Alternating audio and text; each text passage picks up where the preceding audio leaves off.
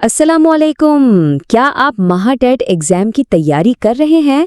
अगर हाँ तो आप बिल्कुल सही जगह पर हैं। हम आप सबको महाटेट एनवायरमेंटल स्टडी सीरीज के इस पहले पार्ट में खुश आमदीद कहते हैं। आज हम अपने माहौल यानी एनवायरनमेंट के बेसिक कॉन्सेप्ट्स को समझने का एक ज़रूरी सफ़र शुरू करने जा रहे हैं। और सुनिए, आपकी तैयारी को और भी आसान बनाने के लिए हमने आपके लिए कुछ खास तैयार किया है। इस पूरे सेशन के इम्पॉर्टेंट नोट्स एक पीडीएफ में और प्रैक्टिस के लिए एक क्विज, दोनों के लिंक्स नीचे डिस्क्रिप्शन में मौजूद हैं। उनको ज़रूर चेक कीजिएगा। ठीक है, तो चलिए शुरू करते हैं। सबसे पहला और सबसे बुनियादी सवाल, ये हमारा माहौल या एनवायरनमेंट आखिर है क्या? ये एक ऐसा लफ्ज़ है जिसे हम रोज़ सुनते हैं, लेकिन एग्ज़ाम के लिए इसका सही मतलब जानना बहुत बहुत ज़रूरी है। ज़रा इस तस्वीर को गौर से देखिए। एक तरफ कुदरत का खूबसूरत मंजर है और दूसरी तरफ इंसानी तरक्की, जैसे सड़कें और रेल की पटरियाँ। ये तस्वीर हमें एक बहुत अहम चीज़ सिखाती है। तरक्की और कुदरत के बीच एक बहुत नाजुक सा बैलेंस है। ये दोनों एक दूसरे पर कैसे असरअंदाज होते हैं, ईवीएस में हम यही सब पढ़ते हैं। तो माहौल की डेफिनेशन क्या है? बहुत सिंपल है। हमारे आसपास की हर चीज़, चाहे वो जिंदा हो या बेजान, हमारा माहौल है। जिंदा चीज़ों को कहते हैं बायोटिक, जैसे पौधे और जानवर, और बेजान चीज़ों को कहते हैं अबायोटिक, जैसे हवा, पानी, मिट्टी। एग्जाम के लिए ये दोनों वर्ड्स बायोटिक और अबायोटिक एनवायरनमेंट के साथ याद रखना बहुत इंपॉर्टेंट है। अब एक सवाल आप सबके लिए, अपने आसपास देखिए और सोचिए आपके माहौल में कौन सी जिंदा और बेजान चीज़ें मौजूद हैं। अपना जवाब नीचे कमेंट्स में ज़रूर लिखिए। अच्छा, अब जब हम समझ गए हैं कि माहौल क्या है, तो चलिए इसके सबसे बड़े दुश्मन की बात करते हैं, आलूदगी यानी पोल्यूशन। ये वो चीज़ है जो हमारे माहौल के नाजुक बैलेंस को बिगाड़ देती है, और महाटेट के लिए ये एक बहुत ही हॉट टॉपिक है। इन तस्वीरों को देखिए।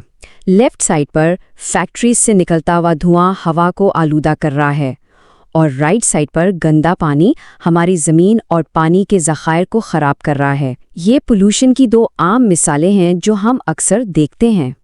तो पोल्यूशन आखिर आता कहाँ से है?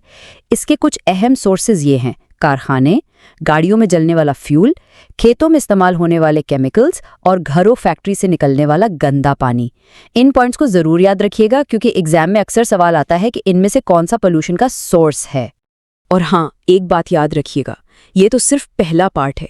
अगर आप ईवीएस के सारे टॉपिक्स डिटेल में समझना चाहते हैं तो हमारी पूरी प्लेलिस्ट आपका इंतज़ार कर रही है। लिंक नीचे डिस्क्रिप्शन में है। अपनी तैयारी को अधूरा मत छोड़िए। माहौल सिर्फ अलग अलग चीज़ों का मजमुआ नहीं है, बल्कि ये एक दूसरे से जुड़ा हुआ एक पूरा सिस्टम है।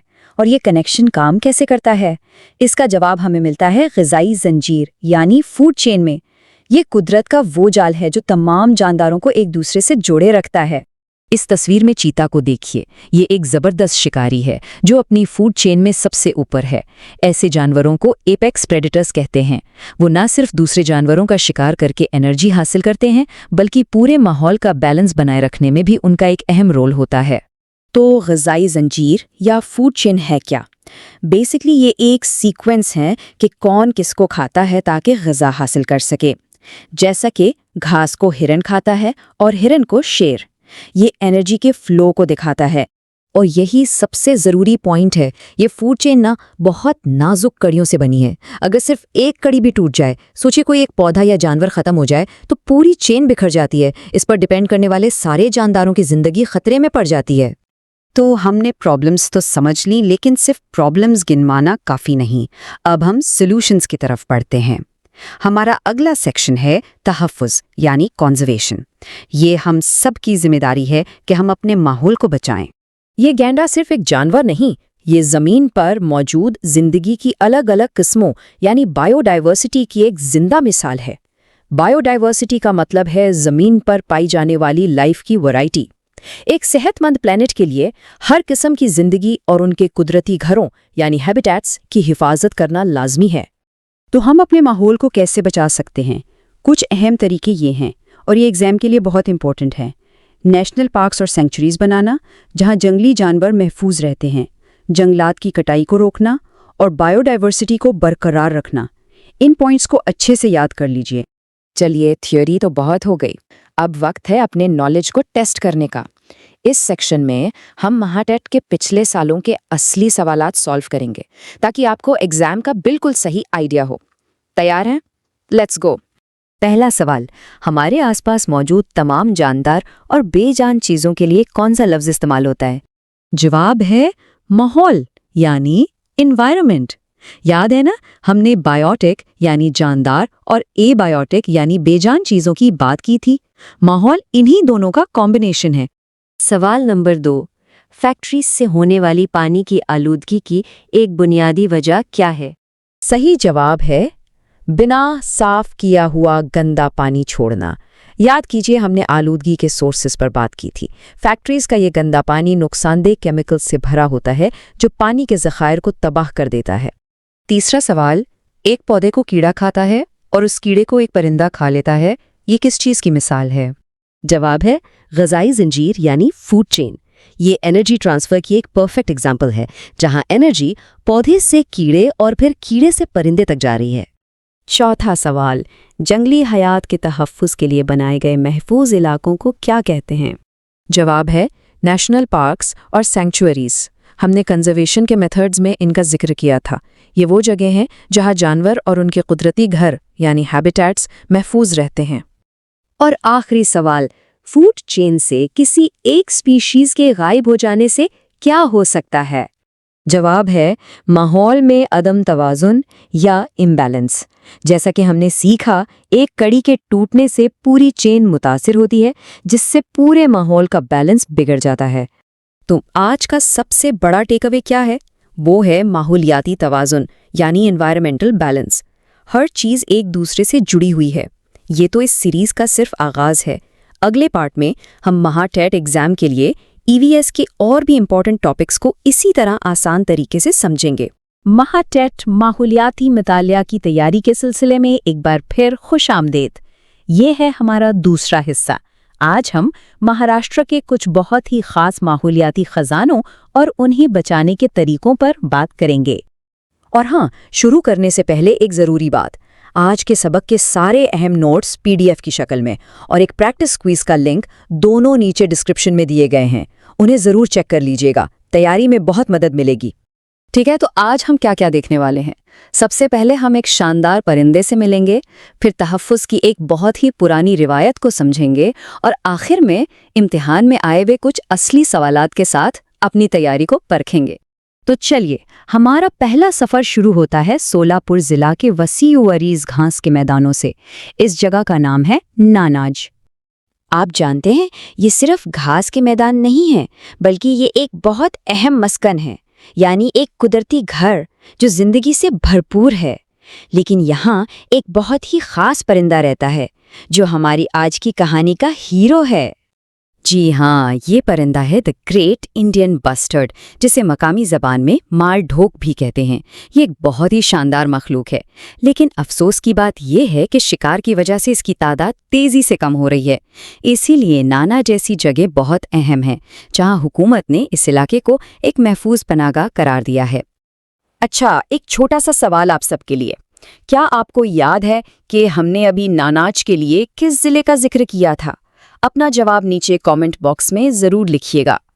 तो एक तरफ तो हुकूमत की कोशिशें हैं, लेकिन महाराष्ट्र में कुदरती माहौल को बचाने का एक बहुत ही पुराना और रिवायती तरीका भी मौजूद है।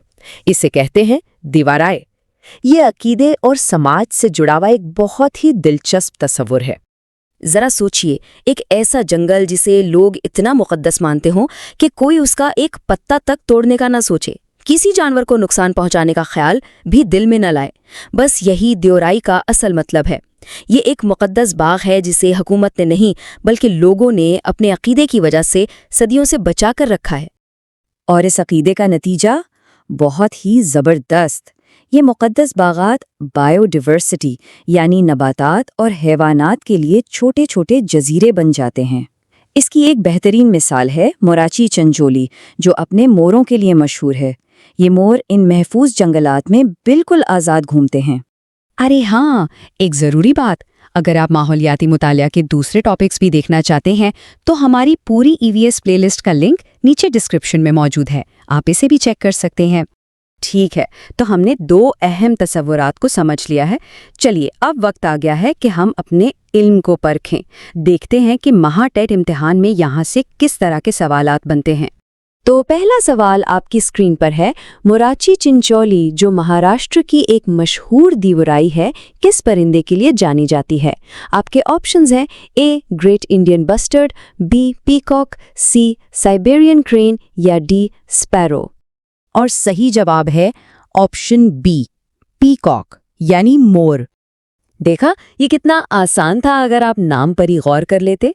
जैसा कि हमने बात की, मराठी जबान में मोर का मतलब ही पीकॉक होता है, तो मोराची चिंचोली का लफ्जी मतलब हुआ मोरों का गांव। जवाब तो सवाल के नाम में ही छुपा हुआ था। चलिए अब सवाल नंबर 2 देखते हैं। ग्रेट इंडियन बस्टर्ड यानी माल ढोक के लिए महफूज घास के मैदान महाराष्ट्र में कहाँ वाक़ हैं? और इसका जवाब है यकीनन ऑप्शन सी, नानाजी, सोलापुर। ये तो एक सीधा साधा सवाल था जो हमने बिल्कुल शुरू में ही कवर किया था। इससे ये पता चलता है कि अहम जगहों और उनसे जुड़ी खास चीज़ों को याद रखना कितना ज़रूरी है। और ये रहा हमारा आखिरी प्रैक्टिस सवाल, दीवारी की इस्तिलाह किस चीज़ को बयान करने के लिए इस्तेमाल होती है? और सही जवाब है ऑप्शन बी, एक मुक़द्दस बाग जिसे कम्युनिटी या समाज महफूज रखता है। यहाँ जो सबसे अहम लफ्ज़ है ना, वो है कम्युनिटी। ये कोई सरकारी नेशनल पार्क नहीं है, बल्कि ये लोगों की अपनी कोशिश है जो उनके अकीदे की ताकत से चलती है, और यही चीज़ देवराय को इतना ख़ास और मुनफरिद बनाती है। बहुत खूब, तो आज की सारी गुफ्तगू से हमने क्या सीखा? आइए जल्दी से अहम नुकात को दोहरा लेते हैं। तो बस ये 3 बातें याद रखनी है। अव्वल, नानाजाज यानी मालढोक की पनाहगाह। दोम, देवाराए जो हमें समाज के जरिए तहफ़्फ़ुज़ की ताकत दिखाती है। और सोम, ये दोनों ही कुदरत के तवाज़ुन को यानी तवाज़ुन को बरकरार रखने में मदद करते हैं, जो तमाम जानदारों के लिए ज़रूरी है। और हाँ, अपनी तैयारी को और भी पक्का करने के लिए डिस्क्रिप्शन में दिए गए नोट्स और क्विज़ को इस्तेमाल करना मत भूलिएगा। इससे आपका रिवीजन बहुत अच्छा हो जाएगा। आखिर में हम आपको एक सवाल के साथ छोड़े जाते हैं। आज की इस जदीद दुनिया में जहां माहौलियाती मसाइल बढ़ते जा रहे हैं, हम दियोराई जैसी रिवायती और समाजी कोशिशों से क्या सीख सकते हैं और उन्हें कैसे दोबारा जिंदा कर सकते हैं? इस पर ज़रूर सोचिएगा। अगर आपको आज की ये मालूमात अच्छी लगी और आपकी तैयारी में मदद हुई, तो प्लीज़ इस वीडियो को लाइक करें, अपने दोस्तों के साथ शेयर करें और हमारे चैनल इरशाद वहनवाड़ को सब्सक्राइब करना ना भूलें, ताकि आप इस सीरीज़ का तीसरा हिस्सा मिस ना करें। बहुत बहुत शुक्रिया।